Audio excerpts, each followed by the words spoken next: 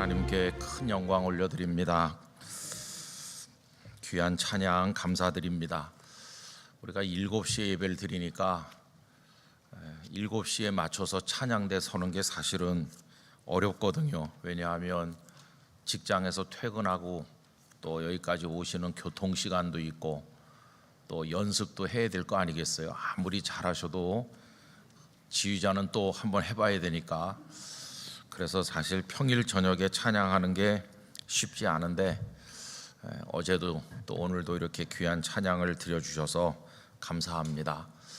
또 이번에 목양부에서 신경 많이 쓰셔서 이렇게 집회를 준비하셨는데 애쓰신 분들을 위해서 여러분들이 격려도 많이 해주시고 또 기도 많이 해주시기를 부탁드리겠습니다. 그저 수고하는 분들이 너무너무 많으세요. 그 모든 분들을 위해서 그저 사랑하는 마음으로 격려하고 또 칭찬해 주시고 그렇게 많이 해주시면 우리 교회가 이 땅에 있는 천국처럼 행복한 교회가 될 줄로 믿습니다. 어제 저녁에 못 나오시고 오늘 저녁에 큰맘 먹고 나오신 분이 한 서너 명 계신 것 같아요. 그래서 그분들을 위해서라면 어제 저녁에 했던 말씀을 요약을 해야 되는데 그럴 시간은 없고 이제 어제 저녁에는 우리가 예수님을 믿는 가장 기본적인 거, 예수님을 믿어서 멸망치 않고 영생을 얻는 것에 관해 말씀드렸죠. 그래서 예수님의 십자가를 통해서 죄 씻음 받아야 되고 그리고 주님이 부활하신 것처럼 나도 부활할 줄 믿습니다. 그래서 주님께서 오늘 저녁에 나를 부르신다고 할지라도 난 두렵지 않아. 나는 영원한 생명의 나라에 갈 거다. 이런 준비가 되어 계셔야 된다고 그랬어요. 그렇죠? 이제 오늘은 이제 그렇게 구원받은 사람이 이제 어떻게 살아야 될까 이제 그 얘기를 해야 되는 건데 그건 한 3분 후에 말씀드리겠습니다. 왜냐하면 헌금 기도를 해야 되거든요. 헌금 기도를 하고 말씀을 드리겠습니다. 기도하겠습니다. 아버지 하나님, 오늘 저녁에도 불러주셔서 감사합니다. 우리가 여기 앉아있을 확률을 생각해보면 이 자체가 기적인 것을 알게 됩니다. 지금 병원에 입원해 있지 않고 건강하기 때문에 여기 왔고 우리 삶에 급격하고 마음 바쁜 일이 벌어졌다면 올 수 없었을 터인데 삶의 평강 주셨기에 오늘 저녁에도 이 자리에 왔습니다. 여기 또 영락교회가 있고 사랑하는 믿음의 동료들이 있어서 여기 행복하게 앉아 있습니다. 무엇보다 우리에게 우리의 노력으로나 물질로 산 것도 아니고 하나님의 은혜로 거저받은 믿음이 있어서 주님 사랑하는 마음으로 나왔으니 얼마나 감사한지 우리에게 복음을 전해준 선교사님들로부터 시작해서 우리 귓전에까지 말씀을 말해준 많은 주의 종들이 있어서 우리의 믿음이 유지되었고 오늘 저녁에도 이렇게 모일 수 있었으니 얼마나 감사합니까? 이 신년 기도회를 위해 오래전부터 준비하고 애쓴 목양부를 비롯해 수고하신 많은 이들이 계셔서 오늘 저녁에 또 이 자리에 있습니다. 이 모든 것이 하나님의 은혜입니다. 하나님께 영광과 찬송을 올려드립니다. 저희에게 베푸신 은혜와 사랑을 생각하면 만입이 있어도 다 찬송할 수 없고 감사를 표할 수 없습니다. 저희들이 적은 물질을 드리는 것은 그 모든 것을 표현하는 작은 몸짓이요 모든 것이 다 아버지께로부터 왔음을 고백하는 것이요 앞으로의 저희의 삶 또한 하나님의 손에 있음을 믿고 맡기는 의지의 표시이기도 합니다. 아버지 하나님, 이 예물을 받으시고 예물을 가지고 나온 성도들을 받으시기를 원합니다. 아벨의 제사를 받으셨다기보다 아벨을 받으신 줄로 믿습니다. 우리 성도들을 받으셔서 하나님 복을 내려 주시옵시고 하나님의 영광을 위하여 사용되게 하여 주시옵소서. 영락교회 성도들의 심령을 강하게 만들어 주시고 하나님의 전신갑주를 입혀 주시옵시고 어디 내놔도 돋보이는 하나님의 사람으로 반듯하고 하나님 안에 아름답게 살아가게 하여 주옵소서. 오늘 저녁에도 저희들이 주님의 말씀을 나누려고 모였는데 우둔한 종의 입술은 가려주시고 성도들의 마음밭은 옥토가 되게 하사 기쁨으로 이 말씀을 나누는 가운데 피차가 행복하고 백배로 결실되게 하여 주시옵소서. 하나님께 감사드리며 영상을 통해 교통하는 이들에게도 크신 은혜를 베풀어 주시기를 원하옵고, 이렇게 출발하오니 올 한 해 오이코스와 기도드림을 통하여 승리하는 한 해가 되게 하여 주옵소서. 영광을 올려드리며 예수님의 이름으로 감사 기도드리옵나이다. 아멘. 제가 글을 하나 읽겠습니다. 돈 50원과 고구마 몇 개에 몇 번이고 머리를 조아리던 문둥이 청년. 열흘 동안 매일 아침마다 찾아갔지만 한 번도 얼굴을 찌푸리지 않고 깡통에 밥을 꾹꾹 눌러 담아준 점촌의 자그마한 식당 아주머니. 가로수 밑에 쓰러져 있을 때 두레박으로 물을 길어 헐레벌떡 달려와 먹여준 할머니.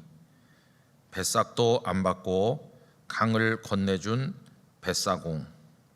자기가 비로운 밥을 기꺼이 먹여준 외파리 사내. 그 고마운 사람들이 외롭디 외로운 정생의 마음속에서 등불인 양 환하게 빛나고 있었다.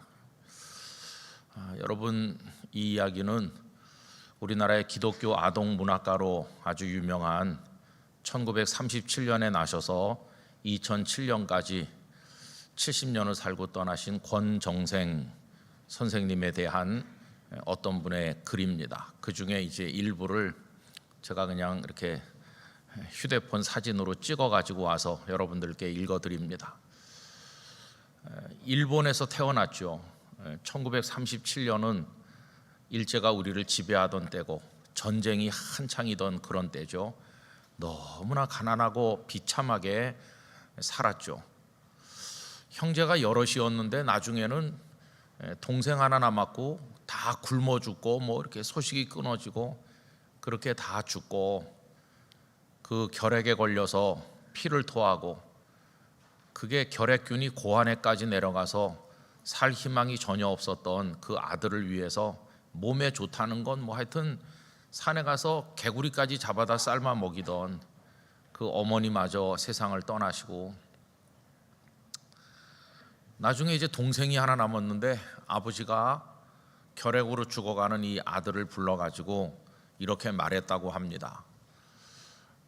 자식들 다 죽고 우리 형편이 이런데 대가 끊어지게 생겼으니까 네 동생이라도 장가를 보내서 대를 이어야 되지 않겠니? 그러니까 내가 할 말은 아니다마는 네가 좀 집을 나가서 딴 데 있다 오면 안 되겠니? 결핵으로 죽어가는 환자가 있으면 어떤 처녀가 시집을 오려고 하지 않을 거잖아요. 그러니까 좀 없어져 달라는 거예요. 없어져, 사라져 주면은 너 없는 동안에 동생이 장가를 들고, 근데 이미 그때 이 몸이 다 죽어가는 건데 어딜 가겠습니까? 그래서 그는 동생 앞으로 형 어디 잠깐 갔다 올게 이렇게 짧은 글을 남기고 이제 떠났는데 갈 데가 아무 데도 없죠.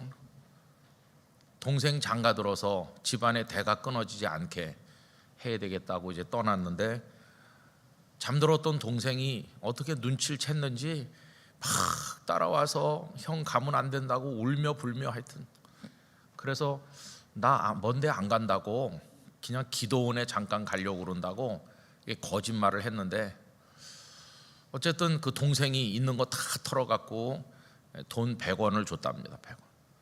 돈 100원을 가지고 이제 집을 떠나서 한 1년쯤 있다가 돌아오면 돌아오고 못 돌아오면 죽고 그럴 생각으로 떠났는데, 결국은 이제 석 달 만에 돌아오게 돼요.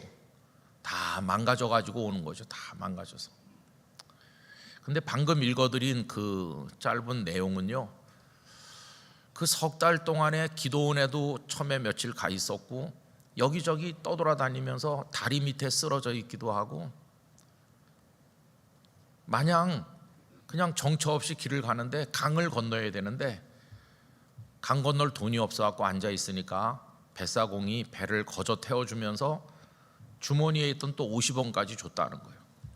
그리고 깡통을 사가지고 깡통에 밥을 얻어 먹으면서, 그리고 보니까 제가 초등학교 때도 저희 집에도 이제 큰 길가 집이 돼서 그런지 그냥 아침 저녁으로 밥 얻으러 오는 거지들이 많았습니다.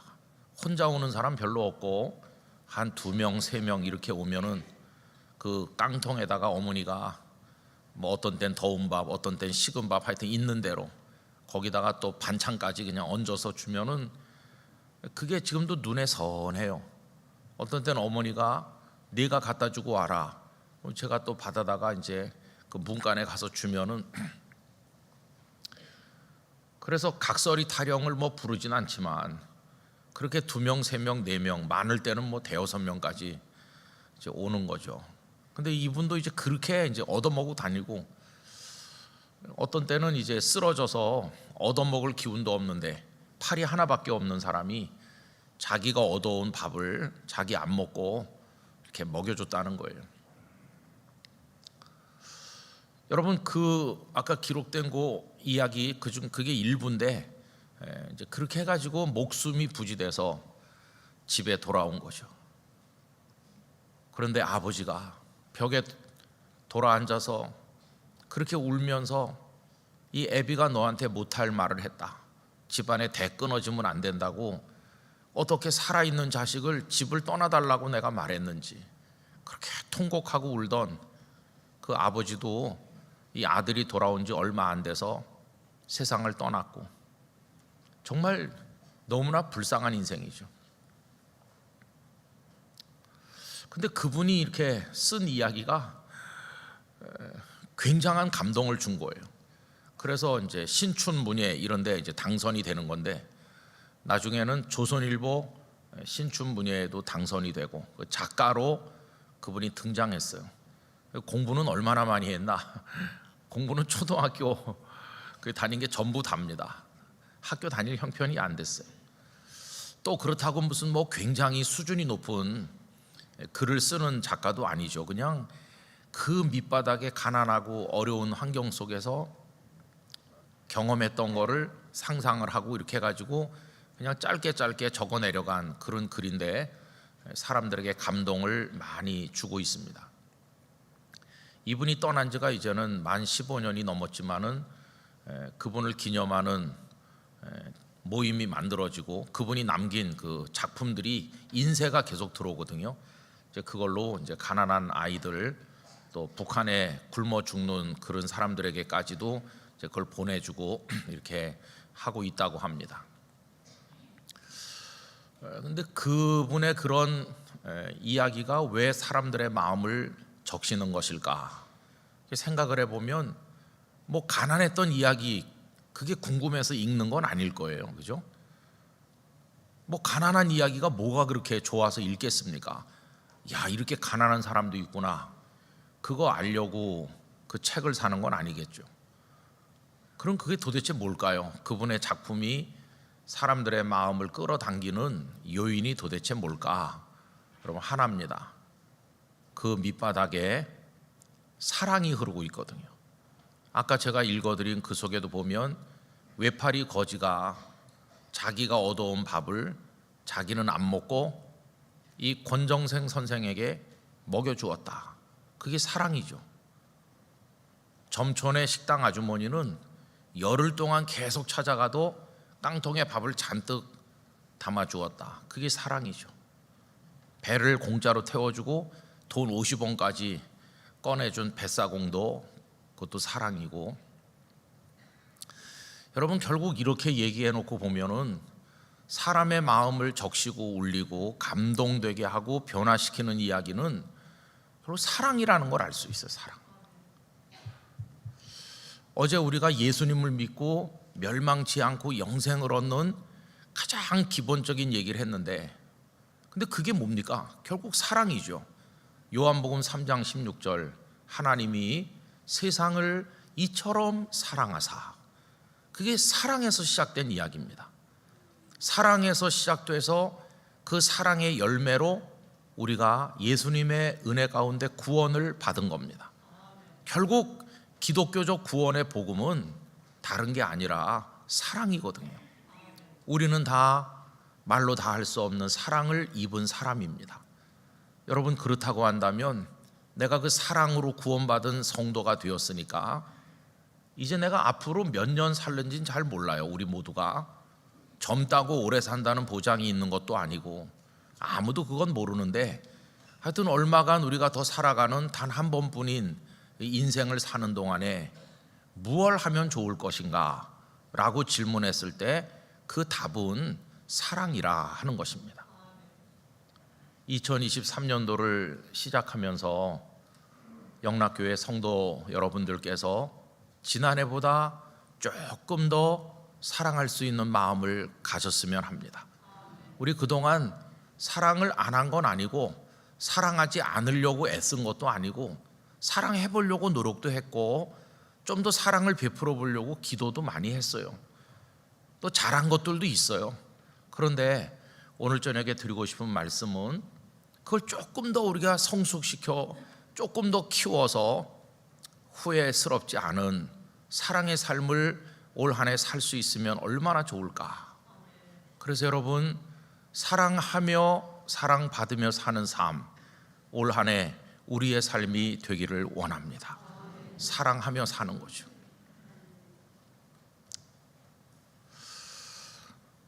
이 권정생 선생님의 이야기, 그거와 정반대되는 얘기들도 많죠, 그죠?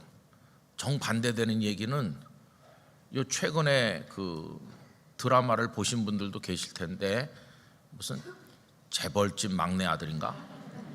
재벌집 무슨 막내 뭐 그런 거 있잖아요. 거기 보면은 재벌이 등장하는데, 그 재벌이 야 저렇게 사는구나 재벌은, 아마 국민들이 흥미 있게 본 것 같아요. 그리고 이제 기업을 막 인수하고 합병하고 누가 경영권을 확보하느냐를 둘러싸고 막 엎치락 뒤치락 하는데, 그 사람들이 다 남입니까? 남이 아니에요. 같은 아버지 밑에서 태어난 형제죠, 그죠? 그리고 같은 어머니 밑에서 났어요. 형, 동생, 누이 그래요. 그런데 원수잖아요, 원수. 막 으르렁거리고 잡아먹으려고 하는데, 거기 보면 여러 가지 능력이 나옵니다. 돈의 능력, 굉장하죠, 뭐 돈의 능력이. 그 다음에 또 권력층과 다 이렇게 안팎으로 연결되어 있으니까 그런 권력이라고 하는 세상에 많은 사람이 두려워하는 그런 능력도 등장하고. 여러분, 그런 드라마에 흐르고 있는 거는 힘이에요, 힘. 누가 힘이 더 세냐, 그 힘을 가지고 누가 누구를 제압하고 그 힘을 더 많이 누리고 쟁취하느냐. 근데 거기 전혀 없는 얘기가 뭐냐 하면은 사랑의 이야기는 없어요, 사랑이. 근데 권정생 선생의 이야기는 힘이라고는 하나도 없는 얻어먹이며 사는 사람들의 이야기인데, 거기 사랑이 흐르는 거예요. 그분이 맨 처음에 그 신춘문예인지 어디 당선된 것은 그 강아지 똥인가, 그 작품 이름이 그래요. 그분이 이제 일본에 살다가 해방되고 나서 우리나라로 돌아왔는데, 어떤 애가 그 집이 가난하니까 막 깔보면서 욕하기를, 이 세상에, 말을 좀 제가 험하게 해서 죄송한데 그 있는 그대로입니다. 이 세상에 제일 더러운 똥은 강아지 똥인데 저 사람들이 바로 그 똥이야, 이렇게 욕을 했다는 거예요. 그런 욕을 얻어먹은 거예요. 그래서 늘 생각했대요. 나는 이 세상에서 제일 더러운 그런 존재구나. 그게 가슴에 못이 박힌 거예요. 나는 병도 앓고, 나는 공부도 못했고, 나는 그렇게 세상에서 제일 더럽다고 조롱받고, 나는 왜 이런가, 이게 늘 그 가슴 속에 있었던 거죠. 그런데 이제 병들어가지고 이제 골골하면서 어려운 삶을 살던 어느 날, 가만히 이렇게 집 바깥에 나가서 앉아 있는데 보니까 민들레가 활짝 이렇게 피어서, 그래서 이제 꽃 옆으로 가까이 가보니까 민들레 꽃 밑에 강아지가 거기다가 변을 본 거예요, 강아지. 근데 그게 그 친구, 놀리던 친구 말에 의하면 세상에서 제일 더러운 거잖아요. 그런데 놀랍게도 그게 비가 오고 그러니까 그게 다 거름이 돼가지고 땅에 스며들어서 거기 있는 민들레가 확 피어난 거예요. 그래서 이 권정생 선생이 깨달았다는 겁니다. 세상에서 가장 더럽고 가장 못나고 가장 연약해도 자기가 희생하고 땅속에 스며들어가지고 아름다운 꽃이 피어나게 도와줄 수 있구나. 거기서 예수님의 마음을 이제 깨닫는 거예요. 그게 이제 감동이 돼가지고 그 작품이 그렇게 상을 받고 그렇게 한 겁니다. 여러분, 우리 예수님은 한 알의 밀알이 땅에 떨어져서 죽는 얘기를 하셨는데 당신이 죽어가지고 그래서 거기 열매를 맺게 하는, 꽃이 피게 하는, 그게 예수님의 그 사랑의 정신을 그대로 보여주는 거죠. 그렇죠? 그러니까 그 재벌집 무슨 아들 그런 드라마하고는 정반대의 메시지를 우리한테 주고 있는 거죠. 여러분, 어떤 사람이 능력이 굉장히 뛰어나다 그러면 옆에 사람이 어떤 반응을 보일까요? 야, 그 사람이 그렇게 천재라면서요? IQ가 200이 넘는데요. 그러면 그 옆에 있는 사람이 어떤 반응을 보일까요? 와, 그런 사람이 이 세상에 태어나게 해주신 하나님을 찬양합니다. 그러면서 그 다음 주일날 감사헌금 바칠까요? 아니요. 막 화가 많이 나죠. 하나님, 누구는 IQ가 200이 넘는다고 하는데 내 자식은 100도 안 돼요, 하나님. 이러는 부모도 있을지도 몰라요. 우리 성도님들은 IQ가 몇입니까? 저 목사가 이상한 걸 다 물어본다. 농담입니다, 농담. 그런데도 하여튼 그런 거. 근데 그게 무슨 옆에 사람에게 감동을 줍니까? 잠깐 부럽죠. 야, 그 어떻게 그렇게 머리가 좋나? 그냥 잠깐 부러울 뿐이지 아무 감동이 없어. 오히려 시기심이 생기게 만들고 그래서 너 잘 되나 보자, 이런 삐뚤어진 마음을 가져올 뿐이지 감동은 없는 거예요. 제가 종종 말씀드리지만 외모도 그래요. 외모 잘생긴 선남 선녀 보면 와, 저렇게 예쁜 사람들도 세상에 태어나게 해주시고 우리 하나님 정말 자비로우시다, 이렇게 생각하며 감사할 사람이 누가 있겠어요? 감사하긴커녕 하나님을 향해 입이 이만큼 나오죠.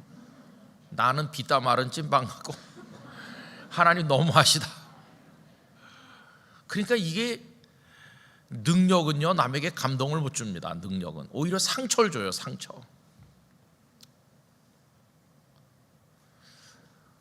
그러나 정말 감동을 주는 건 사랑이에요. 사랑. 사랑의 이야기는 마음을 따뜻하게 해주고 감동을 주는 거죠. 하나님이 세상을 이처럼 사랑하사, 그래서 우리가 구원을 받았기 때문에 이제 우리가 남은 인생길 동안에 열심히 하려고 노력해야 되는 것도 역시 사랑이라는 것입니다. 여러분, 베드로의 신앙의 이렇게 흐름을 우리가 복음서에서 읽어볼 수 있는데, 베드로는 모든 일에 나서기를 좋아하고 뭐 말을 많이 해가지고 베드로가 한 말이 복음서에 제일 많이 나오잖아요. 근데 베드로가 하신 말씀 중에 가장 유명한 말씀 중에 하나가 뭡니까? 마태복음 16장 16절이죠. 주는 그리스도시요 살아계신 하나님의 아들이시니이다. 신학적으로 보든지 뭘로 보든지 100% 정확한 신앙 고백이에요. 흠잡을 데가 없어요. 예수님은 그냥 보통 사람이 아니고 주님이시다. 큐리오스이시다. 또 그분은 세상에 무슨 왕이나 이런, 그 당시에 노예가 자기 주인 보고 큐리오스라고 하고 신하들이 군주를 보고 큐리오스라고 했는데 그런 차원의 큐리오스가 아니고 예수님은 하나님께로부터 오신 그리스도 메시아이시다. 그래서 주는 그리스도시요, 이렇게 메시아시고, 굉장한 고백이죠. 더군다나 살아계신 하나님의 아들이시니이다. 정말 놀라운 고백이에요. 그런데 여러분, 베드로가 그 고백을 하고 나서 어떻게 됐나요? 완전히 무너졌잖아요. 예수님 모른다. 예수님 모른다 그러잖아요. 아니, 자기 입으로 그렇게 말해놓고는 그것도 모른다고 3번이나 말하잖아요. 이럴 수가 있습니까? 그러니까 여러분, 신앙 고백 그거 굉장히 훌륭한 것 같지만 그거 가지고 되는 거 아니에요. 우리가 매 주일마다 사도신경을 줄줄줄 외워도 그거 갖고 되는 게 아니에요. 저는 사도신경 암송하고도 지옥에 갈 사람이 많을 거라고 생각합니다. 그거 갖고 되는 게 아니니까요. 그뿐이 아니에요. 최후의 만찬을 먹는 자리에서는 그가 굉장한 자신의 의지를 얘기하잖아요. 다 주를 버릴지라도 나는 버리지 않습니다. 그런 굳센 결의, 예수님을 향한 자신의 어떤 충성스러운 마음, 그거를 아주 뜨거운 결연한 의지를 얘기하잖아요. 근데 그거 무슨 소용이 있습니까? 아무 소용 없어요. 그렇게 말해놓고 몇 시간 안 돼서 나 저 예수 몰라요 그렇게. 그러니까 여러분 뭐 신앙 고백을 잘해요, 뭐 또 아주 굳센 의지가 있어요, 이런 거 다 믿을 게 못 돼요. 그래서 예수님께서는 부활하신 이후에 물고기 잡으러 디베랴 그 갈릴리에 간 제자들을 찾아가셔서 베드로를 불러 앉혀놓고 다른 거 아무것도 물어보지 않으셨잖아요. 베드로야, 너 그때 그 가이사랴 빌립보에서 했던 신앙 고백 그 정말 잘한 건데 한번 다시 해볼래? 이런 말씀 안 하셨어요. 또 만찬석에서 했던 나를 향한 너의 그 충성스러운 마음 그거 한번 다시 말해볼래? 그런 것도 요구하지 않으셨어요. 예수님께서 그에게 딱 한 가지 물어보신 것은 네가 나를 사랑하느냐. 여러분, 사랑이 없는 신앙 고백 그 꽝입니다. 꽝. 사랑이 없는 구호, 의지의 표현 다 쓸데없는 거죠. 주님은 사랑할 때만이 완성된다는 걸 아셨어요. 그래서 사랑을 물어보신 거예요. 그랬더니 이 베드로가 내가 주님을 사랑하는 줄 주님께서 아시나이다. 여러분, 전에 같으면 그럼요 제가 주님을 사랑하죠 이렇게 말했을 것 같은데 한 번의 실패를 너무 크게 경험하고 났기 때문에 이제는 큰 소리 치던 과거의 베드로가 아니에요. 제가 주님을 사랑하는 줄 주님께서 아십니다. 주님은 폐부를 꿰뚫어 보시니까 지금 제 속에 사랑이 회복되고 있고, 이 사랑은 과시도 아니고 거짓도 아니고 과장도 아니고 진심이라는 걸 당신께서 지금 들여다보시고 알고 계시지 않습니까? 그러니까 그때 그 사랑은 어떤 위장이나 과장이나 거짓이 아니고 진짜였던 거예요. 진짜. 야, 내가 진짜 나를 사랑하는구나 이렇게 확인하신 다음에 그에게 맡기신 사명이 뭡니까? 오늘 본문에 보는 대로 딱 하나잖아요. 내 어린 양을 먹이라 치라. 17절 16절에도 양을 먹이라 양을 치라 이렇게 나오죠. 근데 이제 15절 오늘 본문에는 그냥 양이 아니고 어린 양이라고 했어요. 이제 앞으로 내가 만날 사람들은 다 어린 양과 같다. 어린 양이기 때문에 특별히 더 사랑해줘야 되고 돌봐줘야 된다. 여러분, 그 어린 양은 실제 양이 아니라는 거 다 아시죠? 앞으로 베드로가 교회 안에서 만날 많은 믿음의 동료들, 믿음의 제자들, 사람들을 말하는 거죠. 그 사람들을 인도해줘라. 그 사람들에게 말씀을 먹여줘라. 그 사람들이 나를 잘 믿고 구원받도록 해줘라. 그 사람들이 어렵지 않도록 돌봐줘라. 그런 뜻 아니에요. 사람들을 맡긴 겁니다. 사람. 제가 얼마 전에 자원봉사부 모임에서도 그 말씀을 잠깐 했는데, 여러분, 세상에 십자가가 많아요. 그죠? 십자가는 다 무겁고 힘들다는 특징이 있습니다. 그런데 이런 십자가 저런 십자가가 다 무겁고 힘들지만 가장 어려운 십자가가 뭘까? 그게요, 사람 십자가입니다. 사람 십자가. 목사님들이 목회하기 힘들다고 그래요. 근데 목회하기가 뭐가 힘드냐? 새벽기도 나오는 게 힘드냐? 그거 하나도 안 힘듭니다. 9시 전에 자면 누구나 다 나올 수 있어요. 여러분도 9시 전에 주무시면 제가 100% 장담하건대 새벽기도 나올 수 있습니다. 그런데 재벌집 막내 아들까지 다 보고 다음에 나올 큰아들까지 다 보고 그게 머릿속에서 막 이렇게 작용을 일으키면서 다음 해는 뭘까? 이렇게 하니까 이게 새벽 2시까지 송중기가 왔다 갔다 하고 머릿속에, 그러니까 이게 새벽에 새벽 기도가 안 돼요. 억지로 깨서 나와 앉아도 성경 말씀하고 재벌집 막내 아들하고 뒤섞여 가지고 기도가 안 돼요.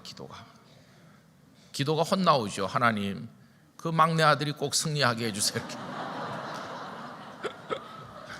이게 안 되는 거예요. 현실과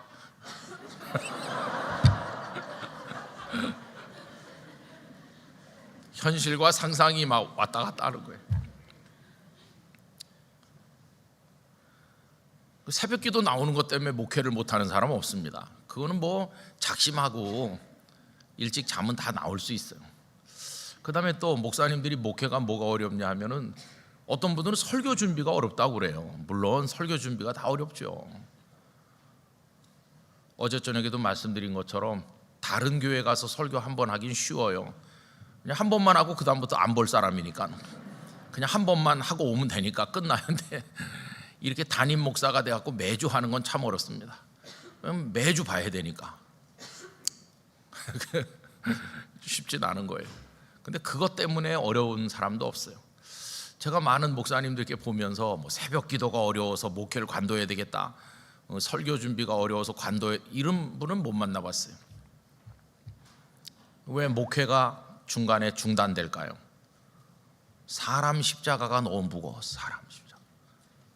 사람 십자가가 그 교회 같이 있는, 때로는 동료 교역자고 때로는 장로님이고 때로는 권사님, 집사님, 열심히 하나님 잘 믿고 충성한다는 분들이 이 목사를 못 살게 하는 거예요. 막 울지 않으면 못 견디게 만들고, 당신이 목사냐고 막 그러고, 어떤 교회는 목사님이 주일날 설교하려고 이제 1부 예배를 드렸고 이제 2부 예배 나가려고 목양실에 이제 시간 되길 기다리고 기도하고 있는데, 시간이 돼서 목사님이 이제 나가려고 그렇게 하니까 문이 안 열리는 거예요. 그러니까 목양실을 바깥에서 문을 봉쇄했어요. 목사님 화장실도 못 가네. 성도들은 다 와서 예배 드린다고 앉아 있는데 목사님이 예배 시간에 못 나가는 거예요. 문이 잠겨가지고 바깥에서 그냥 봉쇄했으니까. 그래서 목사님은 그날 예배 시간에 못 나갔죠. 그리고는 그 교회 어떤 부교육자가 설교를 대신했어요. 근데 그렇게 봉쇄했던 분들이 딱 걸렸죠. 현행법에 예배 방해죄로 그럼 바로 걸립니다. 형사처벌 받는 거예요. 그런 일도 제가 목도했어요. 그러니 사람 십자가는 너무너무 힘든 거예요. 근데 여러분, 사람 십자가는 교회만 있나요? 아니요. 집에도 있습니다. 집에 어떤 때는 남편이 평생 사람 십자가인 경우도 있어요. 남편 그냥 술 고주망태가 돼서 사는 남편들이 아내에게 벗어 던지기도 힘든 십자가예요. 평생 아내를 때리는 남편도 있고, 어떤 땐 또 그 아내가 사람 십자가이기도 하고, 그렇게 사랑해서 키운 자식이 부모에게 평생 십자가 노릇하기도 해요. 하여튼 우리가 어떤 경우든지 제일 지기 힘든 게, 여러분, 다른 게 힘든 게 아니라 사람에게 단련받고 사람에게 괴롭힘 당하는 거, 참 이게 어려운 거잖아요. 근데 지금 예수님은 베드로에게 너 나 사랑하냐 이렇게 물어보신 다음에 다른 걸 맡긴 게 아니라 내 어린 양을 먹여라. 어린 양. 어리기 때문에 미숙하고, 미숙하니까 제대로 할 줄 아는 게 없고, 제대로 할 줄 아는 게 없으니까 너에게 무거운 짐이 되고 너를 힘들게 하고 속상하게 만들고 울게 만들 텐데, 그런 나의 어린 양들을 먹여주라는 거예요. 그게 결국 뭡니까? 너 나 사랑한다며, 사랑한다면 너도 그들을 사랑해줘라. 결국 예수님은 베드로에게 마지막 남긴 당부가 사랑하라는 거예요. 사랑하라는 거예요. 이 15절의 말씀이 예수님께서 베드로에게만 하신 말씀이 아니라 오늘 우리에게 주신 말씀이기도 한 줄로 믿습니다. 여러분, 우리가 남은 여생 해야 될 일이 뭐냐? 사랑하는 겁니다. 사랑. 어려운 일이죠. 사랑하는 거 어려운 일입니다. 그래서 우리 성도들은 최고의 가치를 사랑에다 두고 살아야 돼요. 능률 좋긴 하지만 최고의 가치는 아니에요. 어떤 분들은 교회 일을 하는 것도요, 능률로 해야 된다고 그래요. 능률. 그러나 제가 목회하면서 경험한 건 좀 능률이 부족해도, 효과가 좀 없어도 아무도 마음에 다치지 않고 사랑으로 하는 게 중요하지. 누군가는 상처를 받고 나가 떨어지는데 효율과 능률이 최고다 이렇게 해가지고 무슨 기업체 경영하듯이 그렇게 해가지고는 안 되는 거예요. 설사 어떤 일을 못하는 한이 있어도 교회는 상처받는 사람이 없어야 되는 거죠. 다 행복해야 되는 거죠. 그런데 뭔가를 하긴 하는데 성도들 반은 상처받았다, 그거는 안 하는 것보다 훨씬 못한 거예요. 저는 옛날 선배 목사님들에게 이런 가르침을 받았습니다. 하나님의 말씀에 비추어 틀린 것이 있으면 너의 직을 걸고 이야기해라. 복음에서 벗어난다든지 하나님 기뻐하지 않는 일을 누군가 하려고 그러면 그 사람이 아무리 그 교회에서 대단한 사람이라고 할지라도 끝까지 싸워라. 그건 진리가 아니니까. 그러나 그런 문제가 아니라면, 진리의 문제가 아니라면, 이래도 좋고 저래도 좋은 문제라면 그럴 때는 모두가 행복한 쪽으로 결정해라. 그런 선배 목사님들의 말씀을 많이 들었어요. 그래서 여러분, 사람들은 다 생각이 다르니까 갈등이 많잖아요. 전에도 말씀드린 것처럼 부산에서 그 예배당 하나 짓는데 참 어려웠거든요. 많이 힘들더라고요. 돈도 없고, 우선 IMF에 돈도 없지, 빚이 많지. 거기다 IMF가 와가지고 이자가 막 20%까지 폭등했지. 이자율이 빚더미에 올라앉아 있는데 거기다 성도들이 얼마나 싸우는지 몰라요. 막 두 패, 세 패, 네 패 갈라져 갖고 다 교회를 사랑하는 분들인데 생각이 달라서 싸우는 거예요. 제가 말씀드렸잖아요, 전에도. 그래서 이제 어렵게 정말 눈물을 흘리면서 간신히 공사를 조금씩 이렇게 하는데 나중에 골조를 대충 올리고 이제 바깥에다가 벽돌 붙일 때가 되니까 또 싸우는 거예요. 빨간 벽돌파, 노란 벽돌파, 또 고동색 벽돌파, 뭐 이렇게 해가지고 세 패, 네 패로 돼갖고 마지막엔 다 저한테 찾아오는 거예요. 목사님, 아무래도 교회는 빨간 벽돌이 대세가 아니겠어요? 이렇게 말하고 끝내면 좋은데 뒤에 한마디를 꼭 붙이는 거예요. 목사님도 그렇게 생각하시죠? 이렇게. 그때 제가 그러면 큰일 나는 거예요. 가만히 있어야 되는 거죠. 왜냐하면 그 다음날 노란 벽돌파가 또 와서 똑같이 말할 거를 제가 알거든요. 근데 저는 아무 말도 안 했는데 그분들은 가서 이렇게 말해요. 목사님이 노란 벽돌 좋다고 했다고. 어떤 때는 녹음이라도 해야 되나 그런 생각이 드는 거예요. 나는 분명히 아무 말도 안 했는데 다 그냥 아전인수격으로 해석해갖고, 그래서 팔다리가 찢어질 정도예요. 빨간 벽돌파, 노란 벽돌파. 그래서 막 옥신각신하고 시끄러워. 아유, 그래가지고 제가 이제 다 모였을 때 나는 생명이라서 근데 오죽 답답하면 제가 그렇게 말했겠어요. 여러분, 그 얘기가 교회사에 남을 만한 얘기입니다. 제가 생명이라고. 저 생명 아닙니다.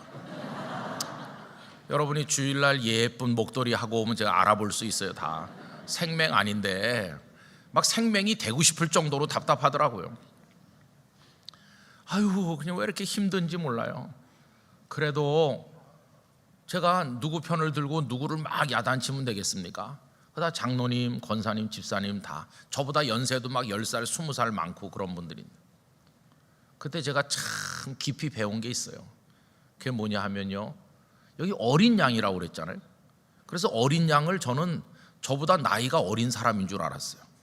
그랬더니 그때 배운 게 나이에 상관없이 다 어리구나, 그걸 알게 됐어요. 그래서 저보다 나이가 훨씬 많은 분들도 어린 양이구나 하는 걸 알게 됐어요. 그 얘기 무슨 얘기냐 하면 이 세상에 사랑받지 않아도 좋을 사람은 한 명도 없구나 하는 걸 알게 됐어요. 저보다 연세가 한참 높은 장로님이 저한테 와서 막 엉엉 울고 그러는 거예요. 막 울면서, 이제 나이 40밖에 안 된 목사님 앞에 60 넘은 장로님이 와서 울면서 위로해달라는 거예요. 위로. 아니, 이게 거꾸로 된 거 아닙니까? 60 넘은 장로님이 40대 목사를 위로해 줘야 되는데 나는 어디 가서 울라고? 도대체 어떻게 해달라는 건지 알 수가 없잖아요. 그럼 그냥 처음에는 너무 당황해가지고 가만히 있다가 그분이 계속 얘기하면서 막 울죠. 그냥 제가 해드리는 거는 그냥 티슈를 옆에 갖다 놔드리는 거죠. 실컷 우시라고. 한참 울면 이제 이게 다 수분이 고갈되는 때가 옵니다. 이제 어느 정도 진정이 되면 저도 눈물이 나요. 저도 같이 눈물을 좀 흘리고, 이게 통하는 거죠. 이렇게. 뭐가 통합니까? 생각이 같다는 뜻이 아니고 둘 다 속상하다, 이게 통하는 거죠. 그리고는 이제 하나님이 쓰신 방법을 쓰는 거죠. 하나님이 엘리야에게 쓰신 방법이 뭡니까? 로뎀나무 거기 아래서 죽기를 구하는 엘리야에게 안수기도 해주셨나요? 아니요. 먹을 거 주셨잖아요. 먹을 거. 그래 저도 장로님 제가 밥 한 그릇 사드릴게요 이렇게. 근데 사람은 참 이상하더라고요. 그렇게 막 세상에 종말이 온 것 같이 슬퍼하던 분도 또 식당에 가면 잘 잡수시더라고요. 그래가지고 같이 맛있게 먹고 나면 그 다음에 이제 숟갈 놓고 아주머니 여기 반찬 추가 이렇게 할 때쯤 되면은 이제 다 이제 해결된 거예요. 기도도 안 했고 안수도 안 했는데 참 밥이 능력이 있어요. 그래 밥 먹고 힘내세요 장로님 이렇게 하면 제 마음속에는 이만큼 더 쌓이는 거예요. 이거를 나는 어디 가서 푸나? 집에 가서 풀어야지. 그래갖고 집에 오면은 그녀는 애들로 인해서 여기까지 쌓여 있고 그러면 그냥 가만히 있는 거죠. 그래서 제가 그때 배웠어요.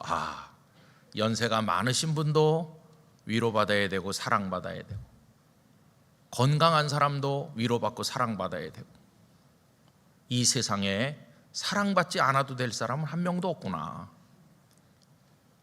우리 모두는 사랑으로 사는구나 하는 걸 알게 됐어요. 그런데 날 사랑해 줄 사람도 없고 날 위로해 줄 사람도 없는 것처럼, 막다른 골목에 처한 것처럼 진짜 막 가슴이 터질 것 같이 답답할 때, 그래도 그때 살 수 있는 것은 주님이 계시기 때문이에요. 주님의 위로, 주님의 위로가 진짜입니다. 진짜. 그거는 진짜 순도 100%의 참 진짜 위로입니다. 주님의 위로는. 사람의 위로는 별로 믿을 게 못 되더라고요. 아유 목사님 힘내세요. 제가 목사님 응원하고 있습니다. 제가 목사님 속상한 거 다 알아요. 그러면서 정말 목사님 때문에 제가 살아요. 그러면 이제 그 말에 좀 넘어가요 제가. 근데 그 다음에 회의하러 모이면은 그 양반이 제일 교회를 복잡하게 하는 거예요. 그럼 제가 또 결심하는 거죠. 속지 말자 이렇게. 여러분 정말 우리를 사랑해 주시는 분은 주님밖에 없어요. 올 한 해 속상한 일 많으실 거예요. 그럴 때 주님의 위로를 많이 받으시기 바랍니다. 그러면서 이제 우리가 해야 될 일도 그거예요. 내 주변에 있는 사람이 다 위로가 필요하니까 하나님 작년까지 했던 것보다 조금이라도 더 사랑하고 위로하고 좀 돌봐주고 좀 품어주고 베풀고 그렇게 살게 해주세요. 주님이 우리가 그렇게 살길 원하시거든요. 오래전에 두란노 서원 아시죠? 거기서 이제 잡지들이 여러 가지가 나오는데 학자들을 이제 의뢰해가지고 조사를 했어요. 한국 교회 막 많은 교회를 대상으로 초교파로 도시 농촌 할 것 없이 이렇게 샘플을 뽑아가지고 어떤 교회들이 성장한다는 게 하여튼 교인 숫자가 늘어나고 평안하게 잘 이렇게 발전하는가, 이걸 조사를 했는데 답이 분명하더라고요. 그게 결론이 딱 뭐였냐 하면은 어떤 목사님이 오셔서 오래 있는 교회일수록 교회가 부흥한다. 100% 그런 건 아니지만은 거의 대부분의 교회가 그래요. 그래서 이제 그 몇백 개 교회를 조사를 했는데 목사님이 한 3년 만에 계속 바뀌는 교회는 교인이 줄어들고 쪼그라든다. 그 다음에 목사님이 한 5년 주기로 바뀌는 교회, 그것도 뭐 별로 그렇게. 그런데 이제 목사님이 10년 있는 교회, 20년 계신 교회, 30년 계신 교회, 그 전임자도 30년 계셨고 후임자도 30년 계셨고 그런 교회들이 있잖아요. 쭉 조사를 해보면 목사님들이 오래 계신 교회들이 다 성장했더라고요. 이제 그런 결과를 놓고 그게 왜 그럴까를 두고 이제 학자들이 해석을 하는 거예요. 그건 이제 객관적 조사가 그런데 그럼 왜 그럴까 하는 어떤 신학적인 해석이 필요하잖아요. 그 해석은 이거였어요. 어떤 목사님이 그 교회에서 20년, 30년 오래 있다는 건 이미 성도들과 그 목사님 사이가 그냥 가족이 된 거다, 가족. 그 목사님의 약점, 장점이 다 드러났고 성도들의 문제도 다 드러났는데 서로의 부끄러움을 다 아는 거예요. 근데 이제는 그냥 서로 사랑하면서 같이 가는 거예요.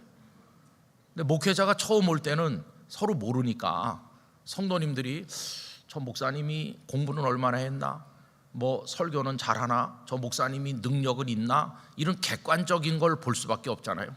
저 목사님이 잘생겼나 못생겼나, 키는 몇 센치, 뭐 가족은 몇 명, 전에는 어디서 목회했나, 이런 거 그건 객관적 사실이잖아요. 그거밖에 몰라요, 처음에는. 그런데 그 객관적 사실을 이제 처음에는 좀 먹힐 수도 있어요. 왜냐하면 그게 굉장히 뛰어난 분들이 있으니까, 스펙이. 그래서 성도들이 와, 이번에 스펙이 좋은 목사님 왔다. 근데 그거는 몇 년 지나면 다 없어지는 거예요. 진짜 그 교회를 살게 하고 성도들에게 은혜가 되도록 목회하는 사람은 사랑으로 하는 거예요, 사랑.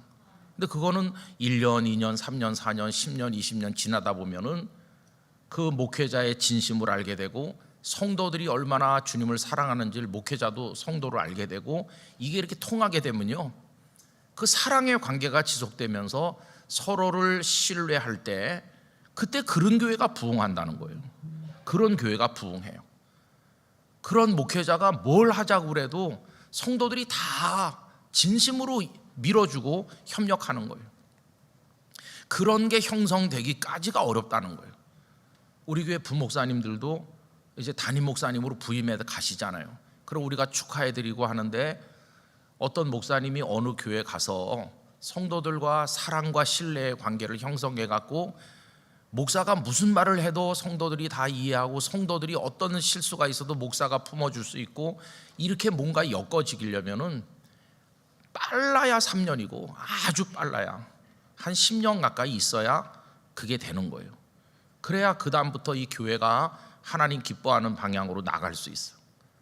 그런데 그 시간이 오기 전에 어떤 문제가 촉발되면 아직 사랑할 준비도 안 돼 있고 사랑도 못하는 상황에서 문제가 촉발되면요, 싸우는 거예요. 그 목사님과 성도들이 싸우던지, 그 목사님을 지지하는 성도들과 반대하는 성도들이 싸우던지, 그러면서 교회가 이게 어려워지는 거예요. 사탄은 그런 걸 잘 노리고 공격하고 있습니다. 여러분, 우리 영락교회가 서로 사랑하는 교회가 되어야 되는 이유는 바로 그것 때문에 그래요. 우리 장로님들, 권사님들, 집사님들, 교역자들과 성도들 정말 사랑으로 하나 되기를 원합니다. 서로 믿어주고 신뢰하고, 뭐 사람이 완벽한 사람이 있나요? 다 실수하는 거지. 그렇지만 나는 그분 믿고 그분이 정말 주님을 사랑하는 진짜라는 건 내가 믿어. 그 집사님 정말 주님을 사랑하는 분이라는 건 내가 믿어요. 서로 이렇게 돼야 이게 되는 거죠. 담임 목사로 저는 참 기쁜 소식들을 들을 때가 있습니다. 그게 뭐냐면 성도들이 직간접으로 저에게 우리 부교역자들을 칭찬하는 거예요. 아, 이번에 우리 교구에 어려운 일이 있었는데 그 원래는 잘 안 되는 일인데 그 어느 전도사님이, 어느 목사님이 막 몇 번씩 와서 애를 쓰고 쫓아다니면서 그게 되게 해줬다고. 그 가정이 정말 어려운 때인데 아유, 그 목사님이 정말 애써서 그 가정이 큰 위로를 받았어요. 그 목사님 그렇게 훌륭하시더라고요.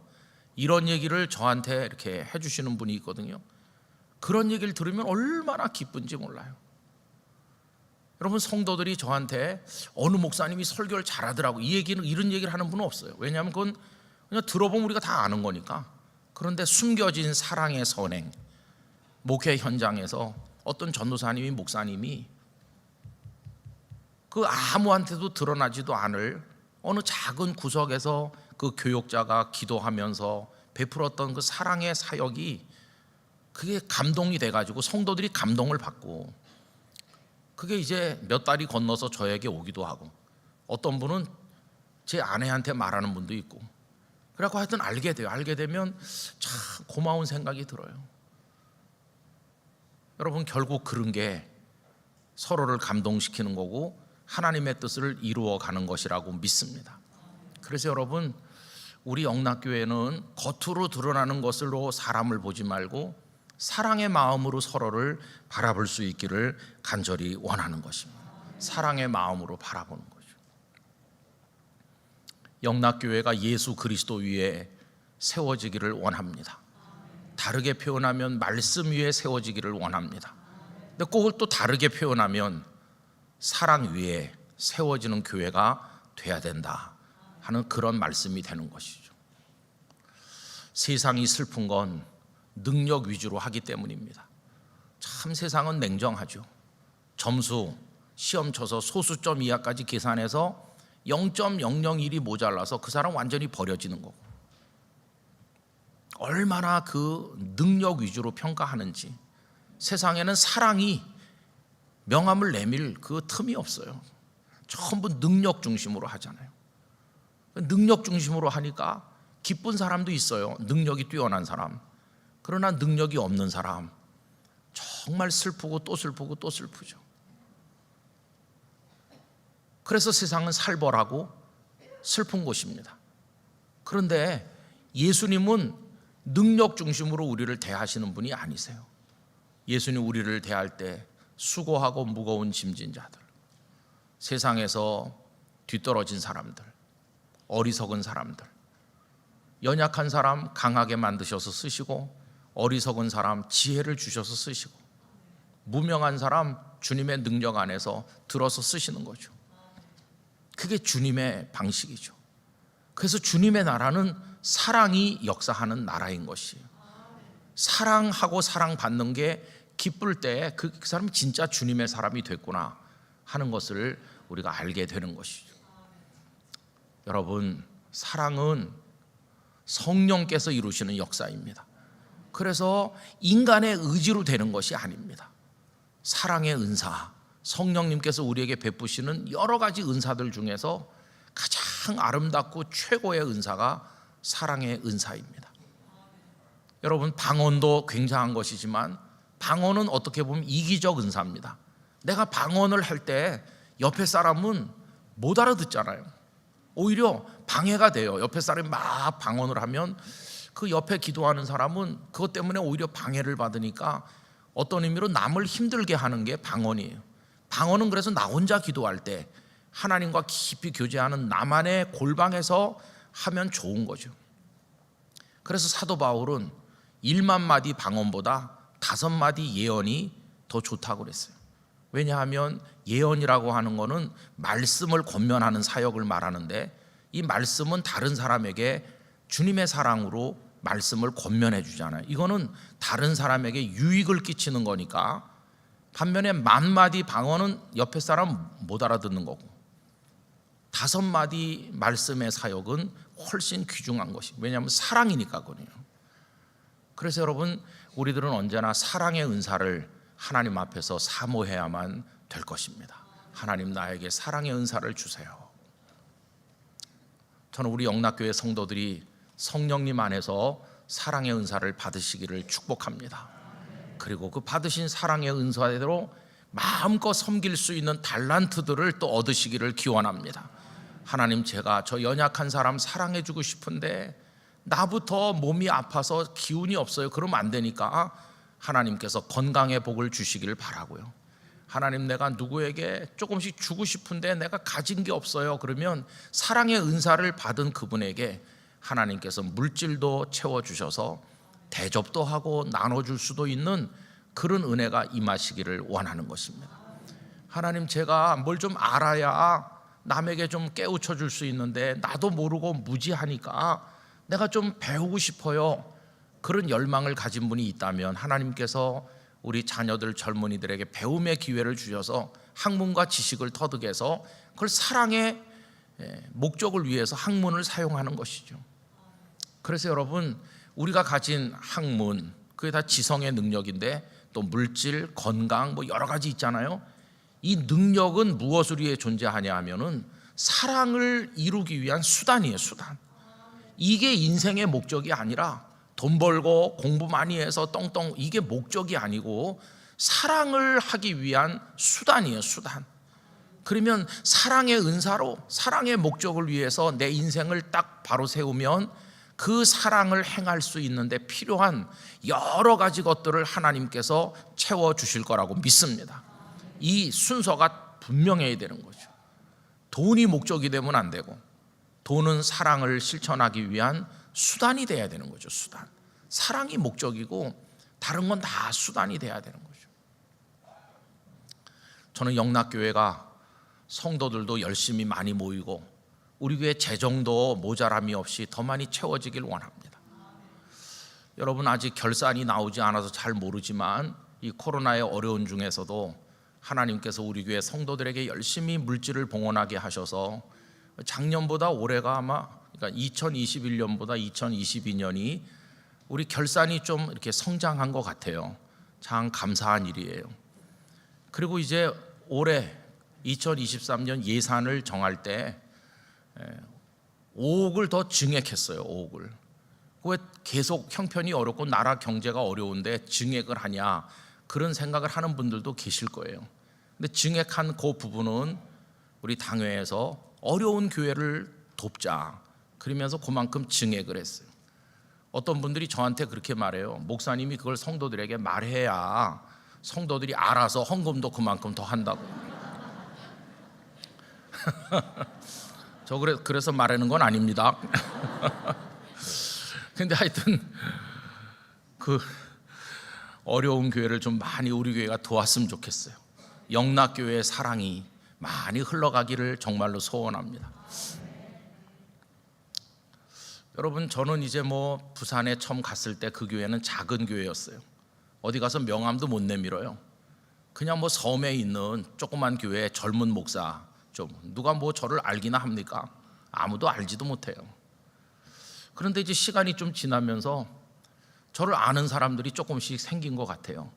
그래서 뭐 이 교회 저 교회에서 설교하러 오라 그러고, 전국 장로회 수련회 하는 데서도 40 중반밖에 안 됐는데 저를 오라고 하더라고요. 그래서 황송한 사랑을 많이 받았어요. 제가 설 만한 자리가 아닌 곳에서 설교도 많이 하고 그렇게 했어요.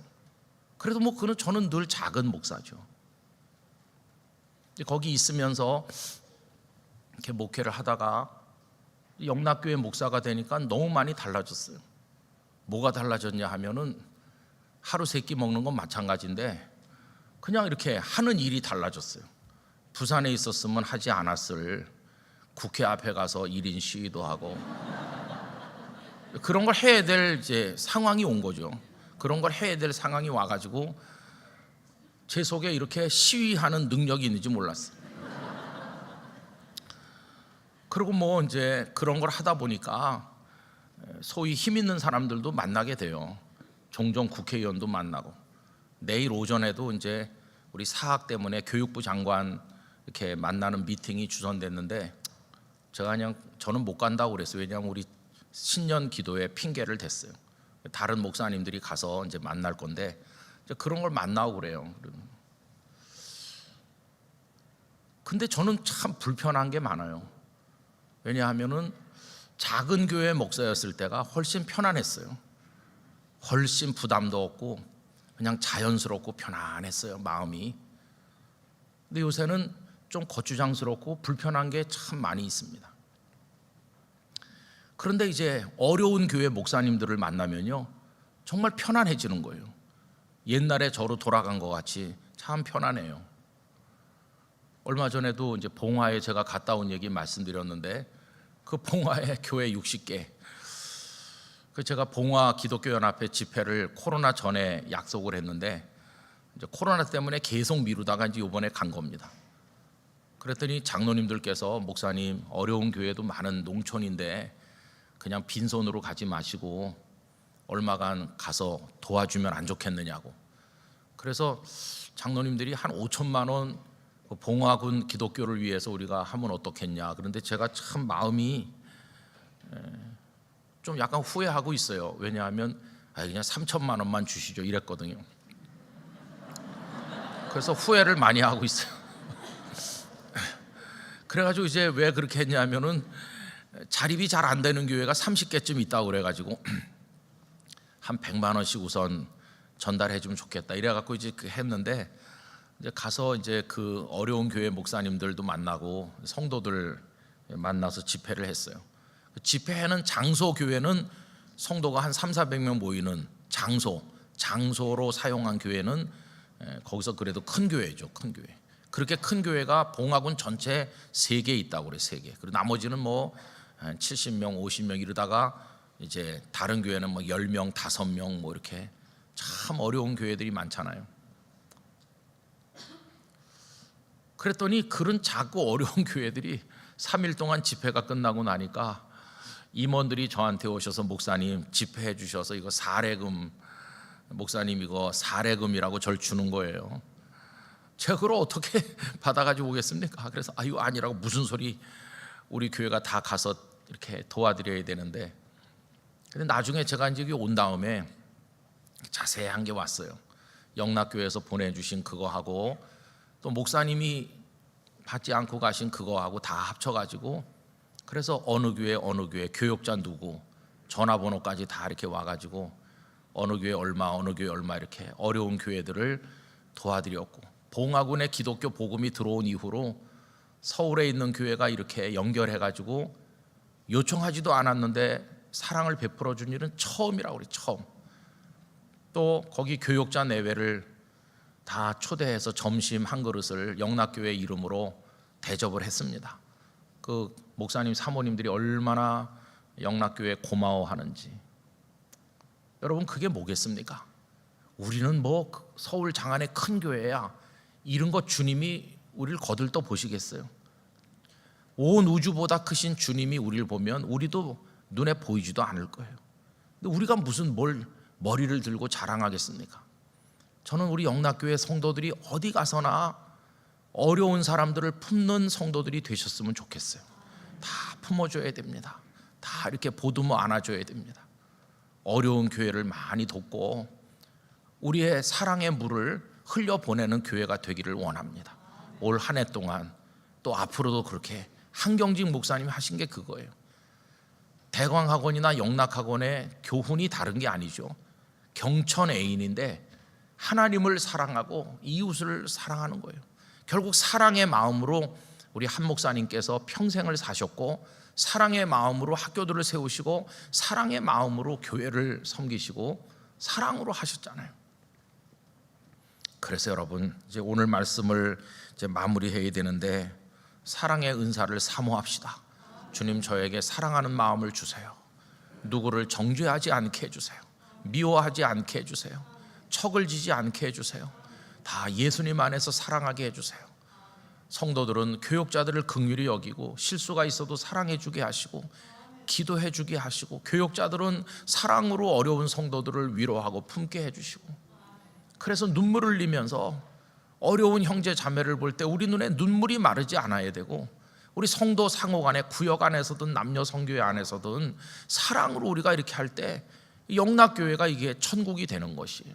그래서 우리가 서로 다 알진 못하지만은 하나님 내게 알려준 어떤 분이 많이 아프다더라, 많이 어렵다더라 그러면 여러분 꼭 그분을 위해서 생각하고, 그저 일주일에 한두 번이라도 꼭 그분을 위해 기도하고, 이게 다 그분이 알든 모르든 이게 나의 사랑으로 살아가는 성도의 존재 방식 아니겠어요? 그런 식으로 하면서 우리 살아가게 되기를 간절히 원하는 것입니다. 여러분, 앞으로도 우리 영락교회 일꾼들이 많이 세워질 거예요. 장로님들도, 권사님도, 집사님도, 교회학교 교사도 뭐 많은 일꾼들이 필요해요. 그런데 그 일꾼을 무슨 기준으로 세울 것인가? 여러분, 우리들은 뭐 스펙을 보고 세우고 뭐 그분이 뭐 말을 잘하더라, 기도를 잘하더라. 제일 중요한 게 사랑입니다. 사랑이 많은 이가 장로님이 되셔야 되고, 사랑이 많은 분이 권사님도 되셔야 되고, 그런 거예요. 그렇게 할 때 하나님 기뻐하는 영락교회가 될 줄로 믿습니다.